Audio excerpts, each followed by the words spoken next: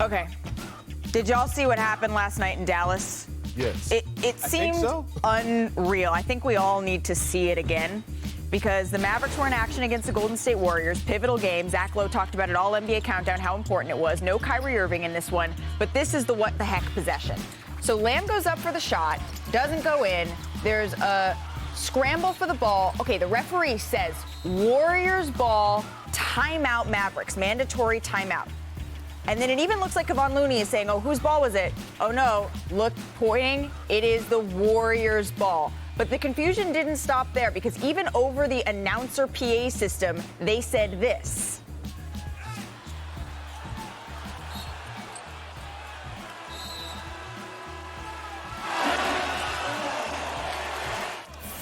Dallas ball. But it wasn't, in fact, Dallas's ball. Jordan Poole saying, give me the ball, man, because Dallas was not back on defense, allowing Kevon Looney to get the easy bucket on this one. Now, the Mavericks are furious. They are confused. It was our ball. You overturned it. No, you said that this was supposed to be Dallas's ball. Jordan Poole, it's our ball. It's our ball, right? Give me the ball. He's trying to get it inbounds and get the play while they still have the advantage going. He sees it, gets it to Kevon Looney. This is his vantage point of this play. Zach, you're laughing because this is just ridiculous. Great play by Jordan Poole. Mark Cuban upset about this, talking to our Dave Pasch and Jeff Van Gundy. This is what crew chief Sean Wright said. He said initially on the floor, the original signal was in fact Golden State ball, as this can be seen on video. Then there's a second signal, but that signal is for a mandatory timeout that was due to the Mavericks. So let's take a listen to Steve Kerr and Jason Number Kidd. one, it was my best ATO of the year. It worked brilliantly, just the way we got organized and confused them. I had to stop, and when I saw them at the other end, I had to stop and think, wait, isn't this our basket? It wasn't really explained. I think there's a lot of confusion. A lot of people were out of position. The court was split. We're on one side and the Warriors on another, and you have a referee on the baseline. Mike was on the baseline, so I would assume Mike thought it was our ball too. If there's confusion, it's easy to just come in and blow the whistle and get us restarted. It's correctable, but you first have to admit there was a mistake. Confusion, I think, is the best word to describe all of this. Now, you wouldn't think that maybe that this would matter so much, but this is the end of the game, 1-point game. Steph Curry pushes it up here, gets the bucket, timeout Mavericks. It's a 3-point game here. Luka trying to go to work, get something done here, bounces around, can't quite get it to go. The Warriors retain possession and would end up being a 2-point game, which makes Mark Cuban still think about that one little play. For those wondering about the play with 1:54 left to go in the third, let me explain what happened. The ref called Mavs ball. The announcer announced it, as we just heard. Then there was a timeout, and during the timeout, the official changed the call, never told us. Then when they saw us line up as if it was our ball, they just gave the ball to the Warriors, never said a word to us. They got an easy basket. Crazy that it would matter in a 2-point game. Worst officiating non-call mistake possibly in the history of the NBA. And all they had to do was tell us, and they didn't. Okay. There is a whole lot of there. So let's try to dissuade some of this confusion, clear a couple of things up. Vince, I want to start with you here. You're a former Maverick. Obviously, Cuban, he tweeted that finish will formally be protested. How would you assess the chances that it gets overturned? The chances it gets overturned, no chance. No chance. But Malika, real quick, if I want to dive into it real fast, Please do. And respectfully to Mark Cuban, he said the announcer said it was the Mavs ball. He was wrong. The official said that it was the Mavs ball.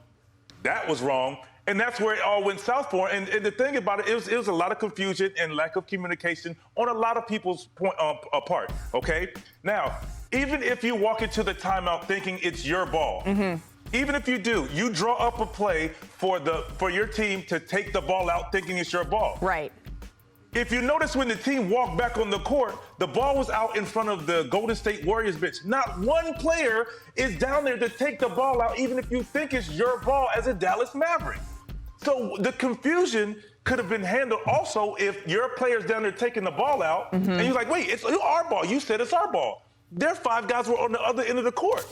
So where's the confusion? You know, so I'm just saying it was just a lot of mishaps there, you know, brain farts, whatever you choose to call it. But it's just like I didn't understand the point. Like, you draw up a play, okay, regardless of whether who's right, who's wrong, not one Maverick either said, hey, wait, it's supposed to be our ball, or the guy who's supposed to take the ball out, whoever that may be, never made it to that end of the court to take the ball out. Right.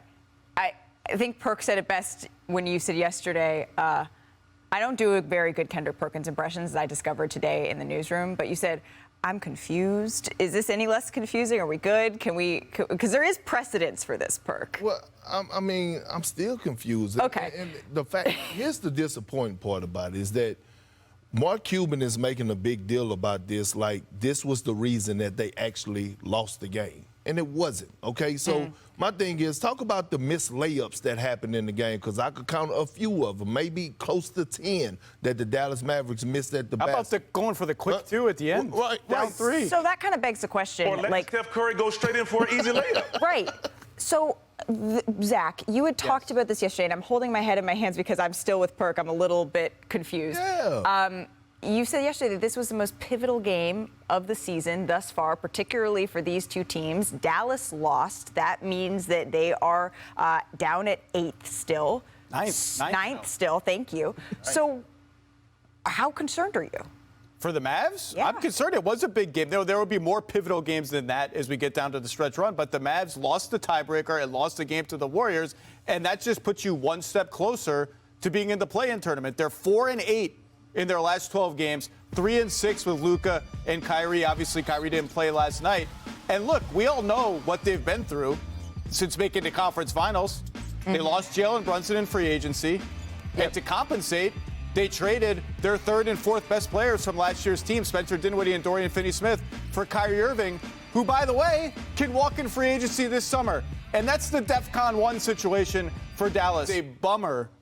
A bummer that this bizarro moment of confusion impacted a big game. I'd be mad, too, if I were Mark Cuban, but I don't think the protest is going to be successful. Sorry, Mark. Go ahead, Zach. Go ahead, Vince. And I'm obviously playing for Mark. One thing I do love about Cube is that he's going to do anything for his team to win or give them a chance to win. He doesn't care who he upsets, who he pisses off. So I think this is now a chance, Mark, just say, I'm trying to do whatever we can to win and put ourselves in the best position. I just don't know. This is, it isn't like if you try to dispute this, that's like 10 racks to actually dispute this. Right. I don't know if that's worth 10,000 to just give away. If you want to give it away, I'll send you my Zelle. Hey, Perk, we can split that, you know? I should get it. But here's the thing. The Mavericks have the 2nd easiest remaining schedule. Perk, what's your level of concern for this team? High level of concern, because we don't know when Kyrie Irving is going to play, right? I mean, I thought he should have played last night, but can we take a moment to appreciate Adam Silver in the NBA? The addition of the play-in tournament. 3 or 4 years ago, think about it, right? This would be a dead period right now when it comes to guys resting and not seeing exciting basketball, towards the tail end of the season. But right now, we're seeing playoff caliber basketball. But if I'm the Dallas Mavericks, as to what Zach just talked about, I'm concerned, because do we really trust Kyrie Irving when it comes down to staying in situations? Because he told the Celtics, I'm going to be here. He went to Brooklyn, and we saw how he bounced on KD. So if the Mavericks don't win, they could really lose Kyrie Irving this offseason for what all they gave up. Well, the Mavericks, they're 7-11 since making that trade for Kyrie Irving. All right, Kyrie Irving was out. Let's talk about some players that were in. So Memphis, just how dangerous are they? Are they a true title contender here?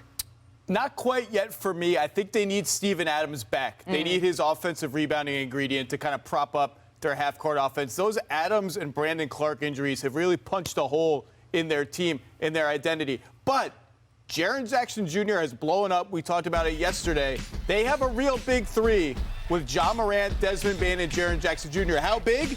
They are plus 16 per 100 possessions with those 3 on the floor this season. That is a monster number. They are not to be overlooked, provided they get Steven Adams back, because who in the West has run away with this? I mean, like, if you're the Grizzlies, maybe you still think you're fine in the West. They are fine in the West, even without Steven Adams. I mean, you get Ja Morant back. It looked like he didn't miss a beat yesterday.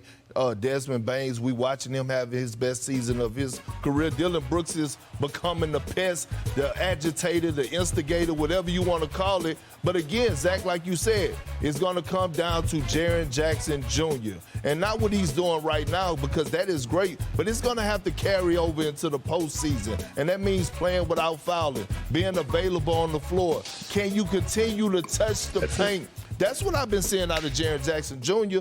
Less three-point shot attempts and dive into the basket. Offensive rebounding, playing with force, along with the shot blocking on the defensive end. Vince, how are you evaluating the Grizz?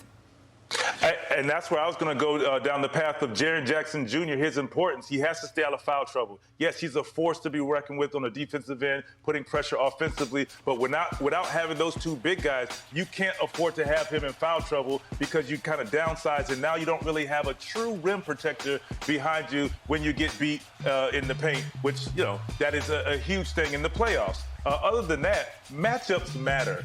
And I just really believe that. So, yes, it's wide open. We don't have a true, legit favorite, but I think matchups matter. And I don't think Memphis wants to see Golden State right now in the early rounds, just because it doesn't make sense. So one of those guys are going home. So I just feel like matchups matter, and you just want to get the right matchup to move yourself forward to go as far as possible. Yeah, but Vince, we want to see it.